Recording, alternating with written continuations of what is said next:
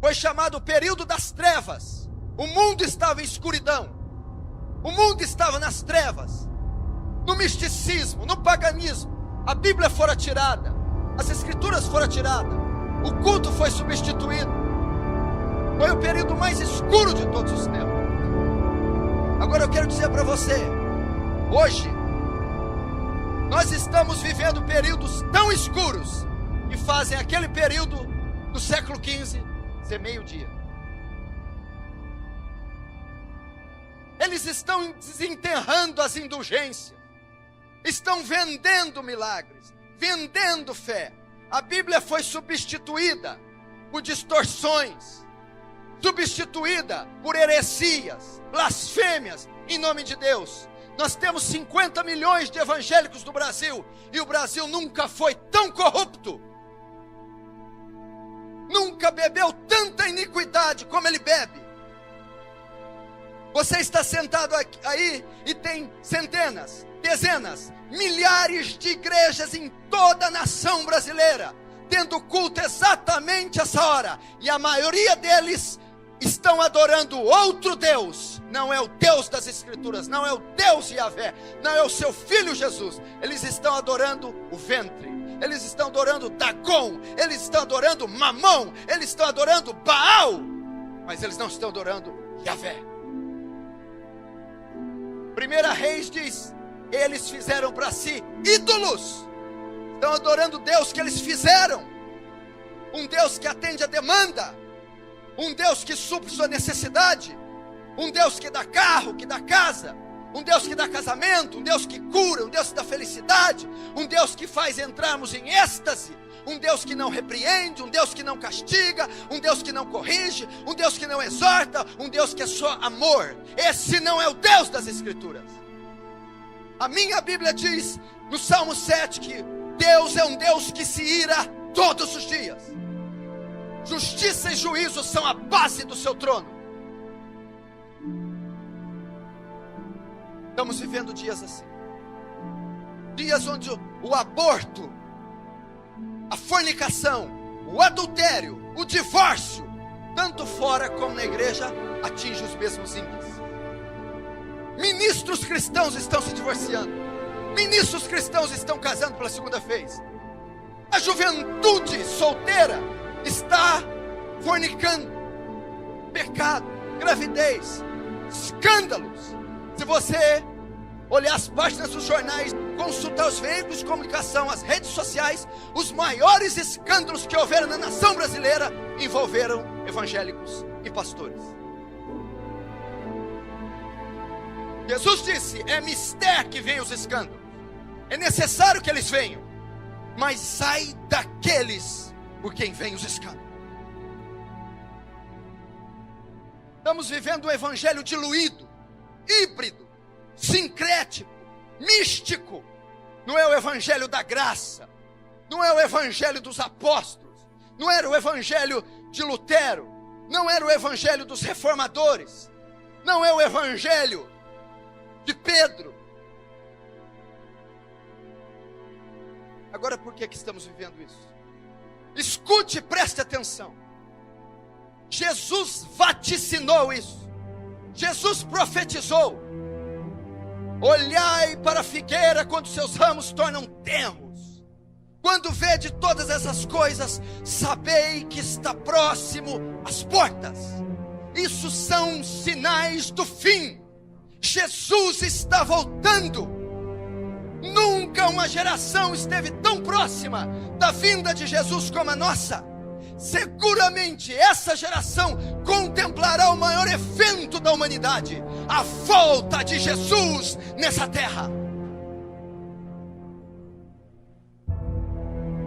Ele não deu data precisa, hora certa, mas ele disse que alguns sinais evidenciariam o seu retorno, para que a igreja não fosse pega de surpresa. Mas por incrível que pareça, ainda com todos os sinais evidentes, explícitos, temos alguns cristãos dormindo, pecando, andando em carnalidade, cegos para a condição do mundo e da igreja. temos tantas evidências apocalípticas que você não tem ideia. Ele disse que haveria evidências na natureza. De 10 anos para cá, nunca houveram tantos terremotos, enchentes e furacões de tão grande escala como nos últimos 10 anos. Nos últimos 40 anos, nós tivemos mais terremotos do que em toda a história da humanidade. O tsunami varreu 300 mil pessoas. Terremoto enchente no Japão, no Chile, matando e devastando milhares e centenas de milhares. Sinais na economia. Você viu que os Estados Unidos da América mostrou a fragilidade naquela crise financeira da hipoteca, dos aluguéis. O mundo inteiro emperrou, sentiu o abalo de uma nação, mostrando a fragilidade financeira. Cumprimento profético que diz que na volta de Jesus haveria uma crise econômica mundial. Terceira evidência: a volta do Filho do Homem será semelhante aos dias de Ló. Onde Ló morava? Sodoma e Gomorra. O que predominava em Sodoma e Gomorra? A sodomia, o homossexualismo. Jesus disse que próximo da volta haveria uma explosão de homossexualismo. Capa da revista Veja, Daniela Mercury anuncia o seu casamento com outra mulher em Portugal, trazendo um escândalo e estimulando dezenas de milhares de outros a essa prática. Cumprimento profético: haveria uma explosão de homossexuais, lésbicas, a sociedade aprovando kit gay. Quarto, a volta do Filho do Homem será semelhante aos dias de Noé. Comiam e bebiam, compravam e vendiam, casavam-se e davam-se em casamento. O povo ia estar preocupado com os deleites, financiamento do carro, shopping, computador, o cabelo, a casa, a comida, o jantar, a família. Haveria uma indiferença entre o povo. E saber de Apocalipse, de Jesus, de Evangelho, de vida eterna. Haveria uma indiferença, uma frieza. Por se multiplicar a iniquidade, o amor de muitos se esfriaria. Uma inafetividade coletiva. O homem hoje é frio, o homem hoje é indiferente, o homem hoje é vaidoso, o homem hoje é avarento. Isso está dentro da igreja. Pessoas estão comendo e bebendo, comprando e vendendo. Estão frias. O pai não ama mais o filho. O filho não ama mais o pai. A mãe não se importa com a filha. A esposa não ama o marido. Pessoas frias convivendo dentro de um lar. Não há oração dominical. Não há oração nas refeições. Não há beijo. Não há abraço. Não há calor. Não há carinho. Lares divididos. Completamente frios. Marca do fim. Você já viu hoje quantas pessoas se divorciam, casam pela segunda vez? Se explodiu no mundo. Agora o curioso é que está acontecendo dentro da igreja, onde Jesus repudia o divórcio. Malaquias capítulo 2, eu, Senhor, repudio o divórcio. Jesus, citando Gênesis, diz: o que uniu Deus, o homem não separa. Pelos ministros, pastores, líderes, estão se divorciando, na maior cara de pau, e se casando de novo, como se isso fosse normal. Marca do fim. Quer ver outra?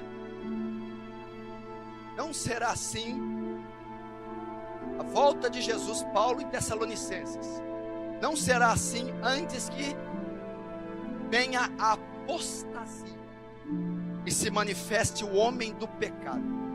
Essas duas coisas são as principais para Jesus voltar. Uma das grandes marcas que Jesus está voltando é a ascensão de um governo único, mundial, de uma moeda única e de um governante único, o anticristo. Satanás vai levantar um governo poderoso, vai promover uma moeda única, levantar o 666 e vai levantar um ditador, vai levantar um déspota, vai levantar o profeta do diabo para governar esse mundo. 2013, Roma, Vaticano, um dos cardeais de Ratzinger, Turkson, ele diz: só há um jeito de resolver a crise mundial. Vocês precisam criar um sistema monetário único, precisam criar um governo mundial e precisa ter uma personalidade para governar o mundo: o anticristo. Eu não estou dizendo de Bíblia, profecia, visão que o irmão teve, notícia que saiu de Roma. Estão preparando o caminho. Seguramente esse homem pode já estar vivo, pode ter seus 40 anos. Jesus está voltando. Acorda, igreja. Estão aí as profecias evidenciando. Olha a natureza, olha a economia, olha as famílias. Quinto, a apostasia da igreja. Paulo a Timóteo diz, e há de ser que nos últimos dias muitos apostatarão da fé, dando ouvido a espíritos enganadores e doutrinas de demônios.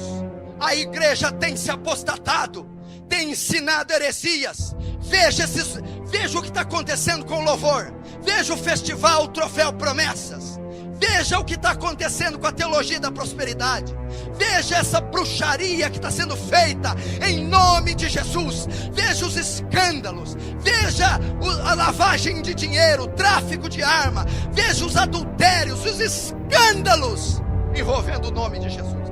Apostasia. Você tem hoje um culto antropocêntrico, um louvor antropocêntrico.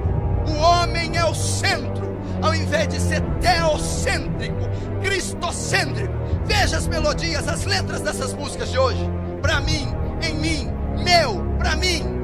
Louvor consiste em dizer quem Deus é e o que Deus faz. O louvor de hoje, ele atinge o ego do homem. Culto antropocêntrico, campanha para satisfazer a vontade do homem. Eles não perguntam mais o que é certo, perguntam: dá certo? Cultos, campanhas da casa, do carro, do marido, da cura, das 7 semanas, da corrente, dos 7 jejuns, para desamarrar, desatar, prosperar, abrir portas.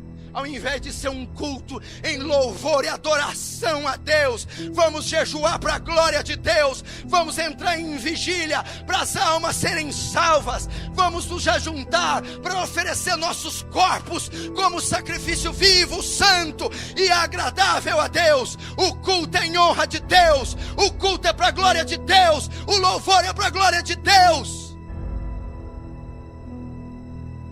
Mas elas estão se apostatando.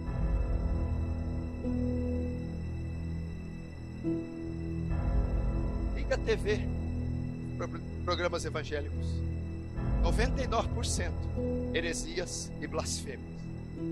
Aquilo não é evangelho, aquilo é outro evangelho, aquilo é um anátema. Não se engane, Satanás se transfigura de anjo de luz para enganar. Não sejais como meninos inconstantes, levados ao redor de vento de doutrina. Se você acha que isso é avivamento, tira o pé do chão. Se você acha que Thales Roberto é avivamento, se você acha que aquilo tem qualquer fragmento de Deus, você está completamente equivocado. Se você se converteu de 20 anos para cá, de 20 anos, se você nasceu ou se converteu de 20 anos para cá, tem uma grande probabilidade de você não conhecer absolutamente nada do Evangelho.